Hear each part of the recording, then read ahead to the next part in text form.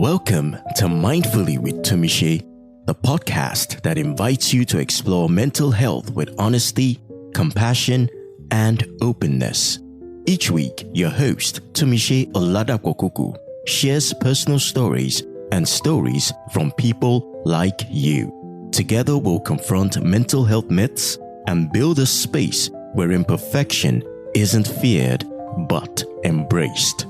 From self-esteem struggles to relational conflicts, we're here to discuss it all, with guidance from experts and real raw stories that inspire healing. It's time to live mindfully. It's time to be compassionate with ourselves and each other. Mindfully with Tumishe, new episodes every week, available wherever you listen to podcasts or at blackimages.com.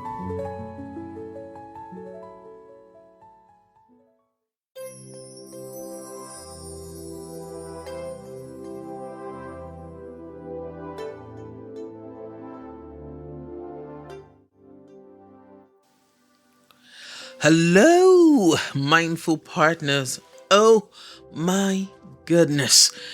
It feels so wonderful and satisfying to say those words again after a long 5+ months hiatus.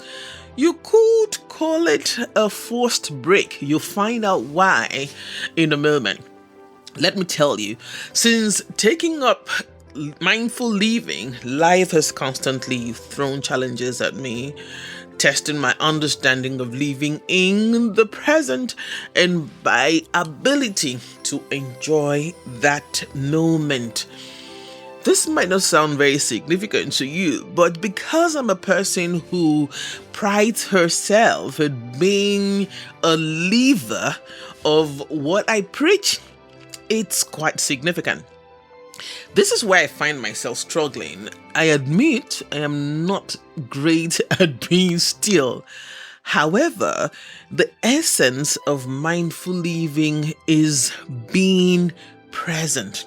While I'm observant, my usual default response are anxiety, overstimulation, and hypersensitivity. I am an introvert. I love quiet, but I struggled with being still. And if you've read my book, Living Mindfully, A Journey to Being, you'd likely understand. For those who haven't, here's a quick rundown. In that book, I tell a story of two men. So you can imagine I'm the type of person who notices two people on the road and instantly can figure out which of the two would do something funny, or at least I would begin to observe and wait for them to do something funny or out of the ordinary. I find this moment quite teachable and suitable for my personal instruction. But that changed dramatically for me in 2025. If you recall the last episode of 2024, I mentioned that the new year would be about becoming. I linked this to a book I had read about this concept in a well-known book too, The Alchemist by Paul Coelho. I decided it would be my guiding scripture for 2025, outside the Bible, of course. However, 2025 arrived with a bang. I was becoming, but I did not understand what becoming meant or what I thought it should be. There was some growth, but it wasn't what I expected. Now, to make matters worse for me, maybe not worse, or a little bit blurry, the words I received from church and my personal retreat was that 2025 would be a year of growth. So I was confused. By the second month, I was in pain. By the third, I was on a medication that completely changed everything for me. I used to joke about having the calmest blood pressure ever. In fact, when I went to the hospital, the nurses always said, Mrs. Cuckoo, the one with the blood pressure like still waters. But then, in 2025, I became that person who worries that moving too much would raise my blood pressure.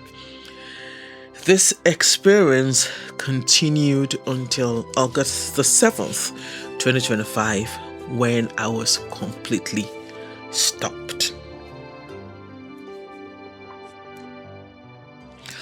It's amazing how I felt like I had lived this before. A year that felt like a premonition about its direction, and it would completely contradict societal expectations. Don't worry, I'll walk you through this in this episode and hopefully welcome you back mindfully to Mindfully with Tumishe. The year that I felt I had lived before was 2017. In December of 2016, I had posted on Facebook, 2016 feels old. No, it is not because it's December. I feel like I had lived it before. Of course, I laughed it off and I got a lot of laughing emojis, perhaps thinking I was just tired of the year 2016, or I was being typically Tumishe. You know, that end of the year energy that is reflective where everyone's doing the deep thing.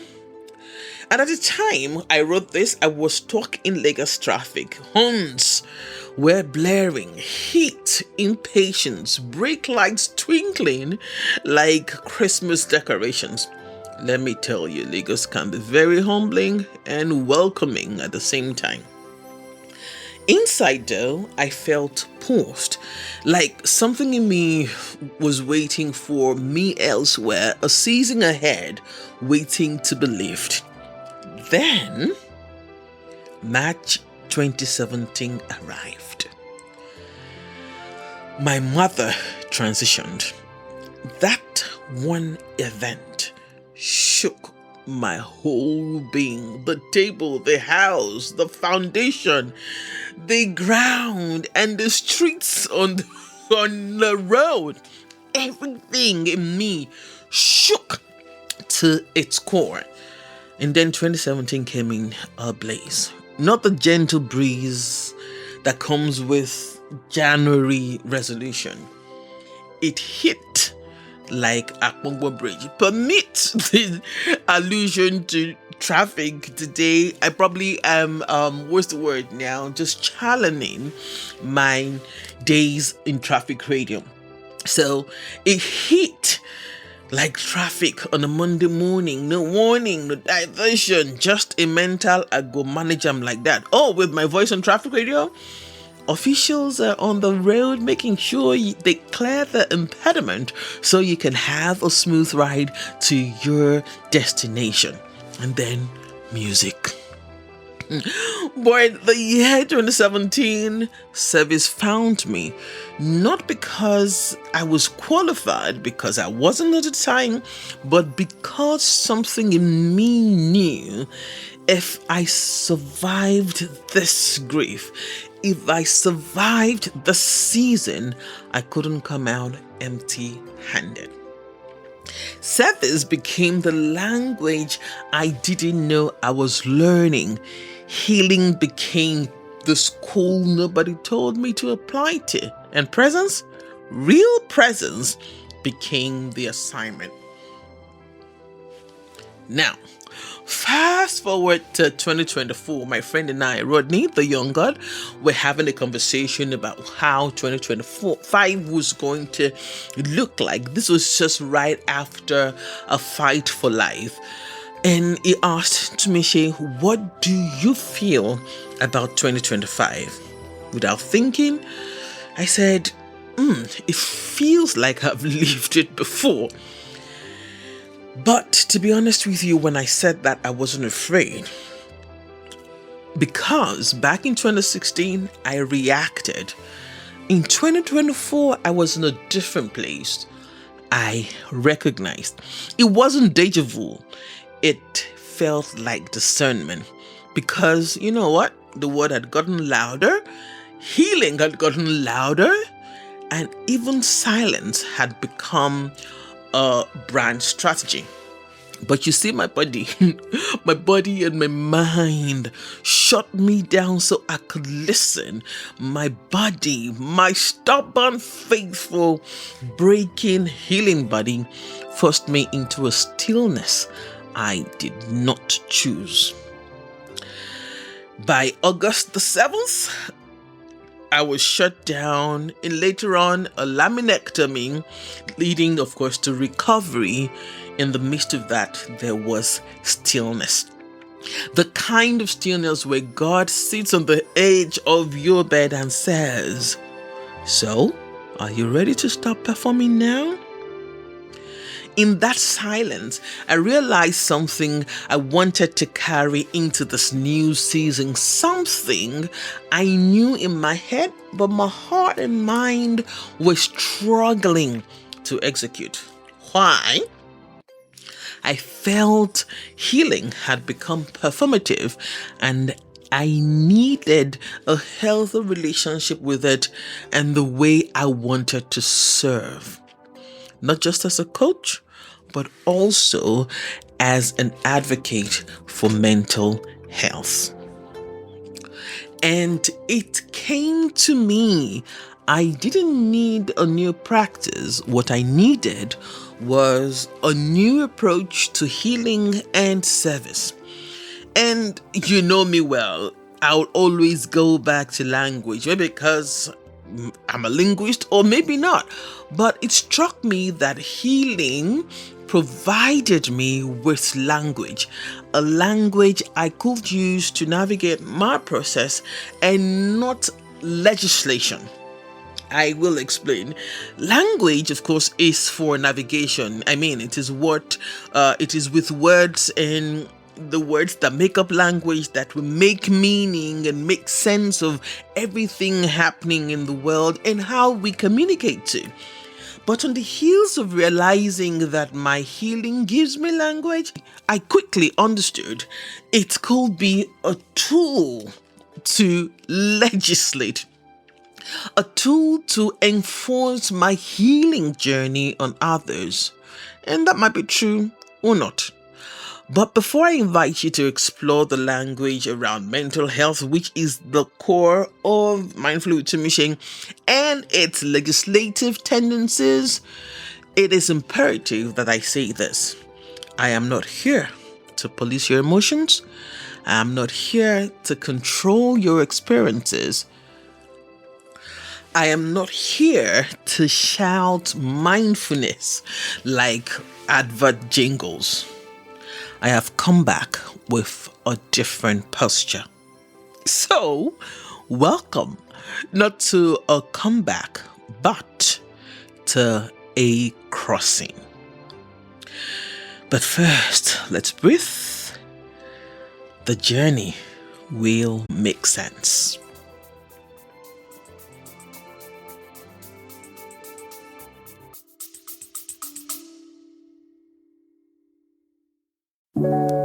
Sometimes clarity comes in silence. Other times it takes a gentle nudge, a conversation, a question, or a pause you didn't know you needed.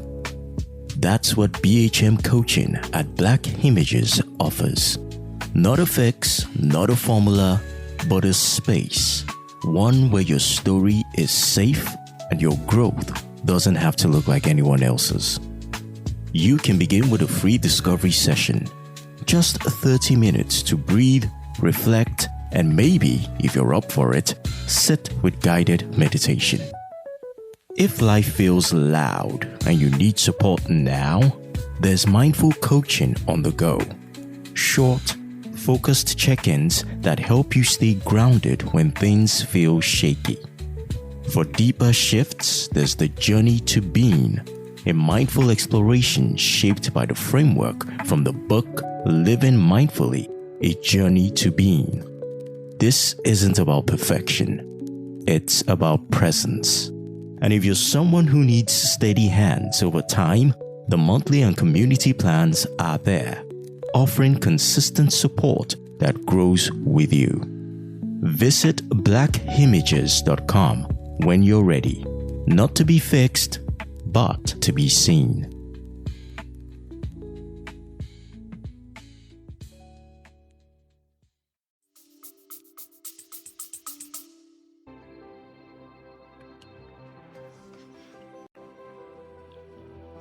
I said earlier, service became a language, healing a school, and presence an assignment. And this is where I invited Viktor Frankl's work from the book Man's Search for Meaning.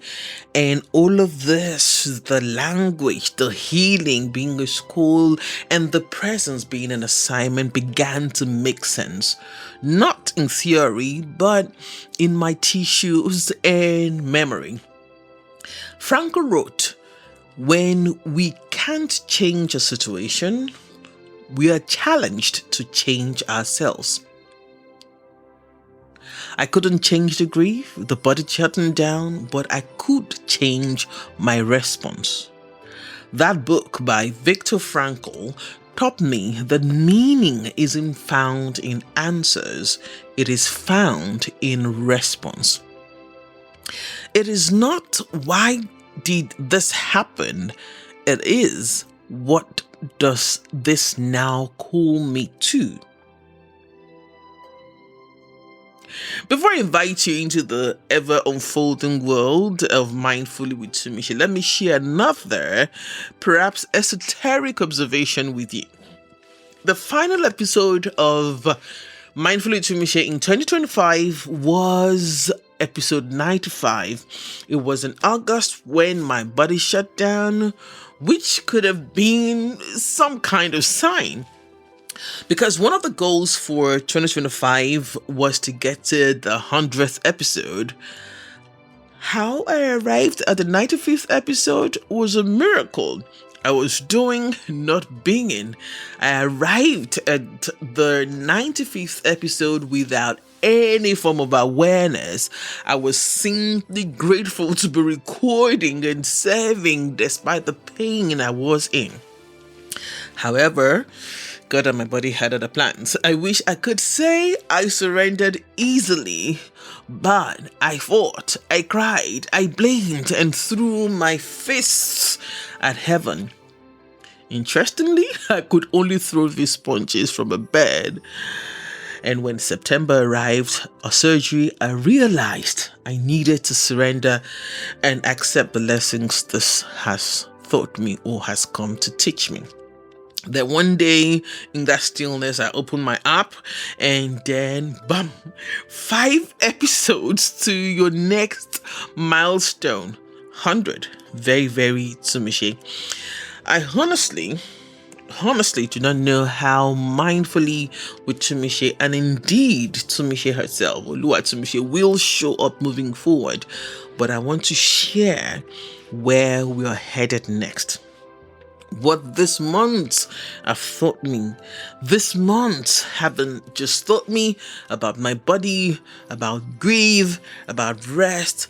They have also shown me something about the world we're healing in. I have noticed a pattern, or I noticed a pattern, a kind of cultural shift in conversations online, in faith spaces, in therapy language, and even in myself. It sounds like healing, but it feels like performance. Right now, I do not have a perfect term yet. I probably would invite you to help me navigate this. But the phrase that keeps coming up in my mind as I think through this is societal narcissism. Before you roll your eyes, this is not my coinage. A friend coined it after one of my posts back in 2022 talking about depression, suicide, and of course bipolar affective disorder. I'll delve into that in future episodes. But for now, let's focus on the word narcissism. This isn't narcissism as a diagnosis, but rather a collective posture where we start believing that our personal healing gives us authority over someone else's journey. In this world of societal narcissism, sharing replaces listening, insight replaces humility, influence replaces integrity, and even empathy feels like emotional supervision. We don't just want to be healed, we want to be seen healing. Mindfulness becomes branding, vulnerability becomes strategy, stillness becomes content, and silence is suspicious unless it comes with a static lightning and a quote card. In Man's Search for Meaning, I was reminded by Viktor Frankl that meaning is never found through status, only through response. However, these days, our responses are being watched, they are being rated, they're being measured and reposted. Healing is happening on the stage, and I'm not sure that the soul was designed for that kind of audience. In the coming episodes, I won't present myself as an expert or guru. Instead, I'll be learning in public and exploring this gently with you. What happens to healing in a world that constantly demands proof? What happens when empathy becomes emotional colonization? What happens when personal growth becomes a law for everyone else's lives? What happens when the body whispers, rest, and the society whispers, content? These are the questions driving the next few episodes, and I do not have answers. Remember, I have only language. Added to that, curiosity and some lived experience. So if you choose to stay with me, the next episode begins the journey. But first, let's finish arriving here. The paradox of what I am doing with this podcast and episode is not lost on me. I almost didn't want to give voice or words or emotions to this, but even at the risk of sounding pharisaical, meaning a Pharisee, and being hypocritical, that is not a word, but feel free to use it. Being pharisaical is more like a feeling for me and to me. Like I said, it felt like if I did not give voice to this, it will be a disservice.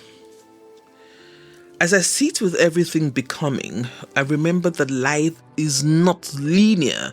Healing isn't linear either. Even faith isn't a straight line. It curves like the body when it finally rests. I am learning. Healing isn't a performance, a timeline, or a brand. It is a posture, a presence, a willingness to respond to what is, even when it doesn't look like progress. Going back to Viktor Frankl, he said that the meaning is found when we choose our response, not to escape reality, but to accompany ourselves through that reality. So, if something in your life feels like a transition right now, like a hallway with no signage, may I invite you to not rush to fix it yet. Maybe sit with it the way a friend sits with you in a hospital hallway. Present, very awkward, but faithful. Because, as I said earlier, my healing gave me language, not legislation. Not here to supervise your softness, police your pace, or collect evidence of your becoming. I am here to sit in mine with honesty. And if something in the space sits with you too, then welcome. Don't rush it. Don't rush past your shadow. Let contentment be your guide. Most importantly, do not audition for your own life. The journey will eventually make sense in the order it chooses to reveal itself.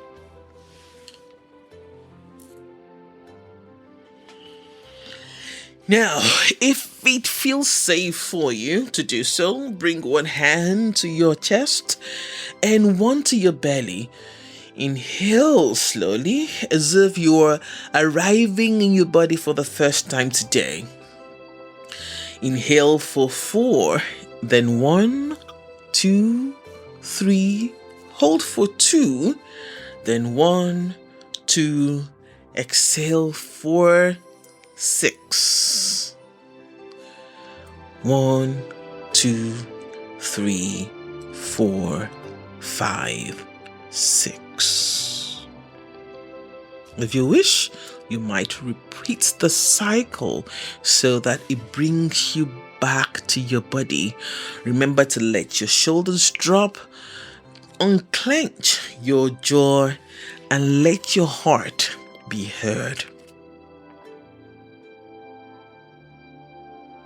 As you leave this episode, ask yourself gently, where in my life am I reacting? And where am I recognizing? You do not have to answer immediately.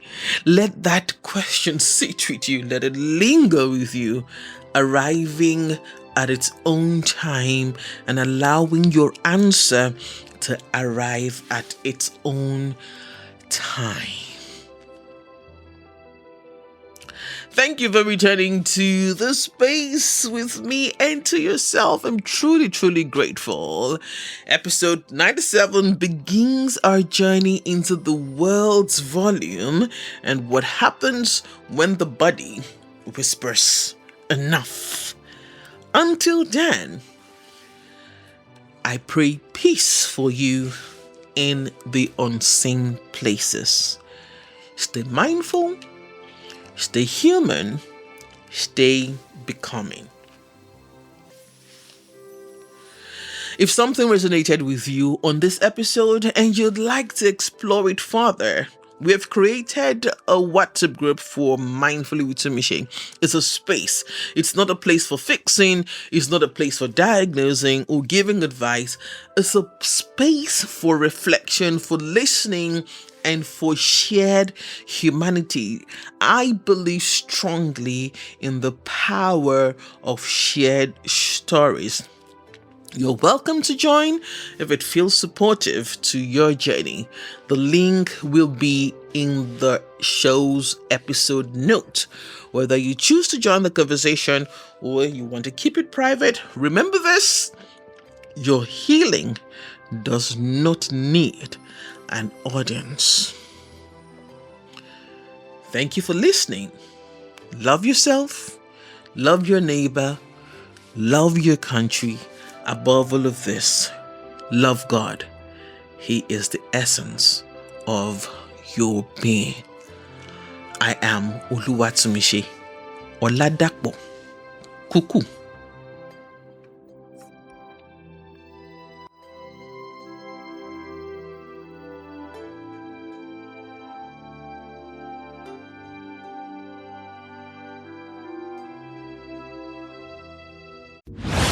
This is Mindfully with Tumishe, brought to you by Black Images.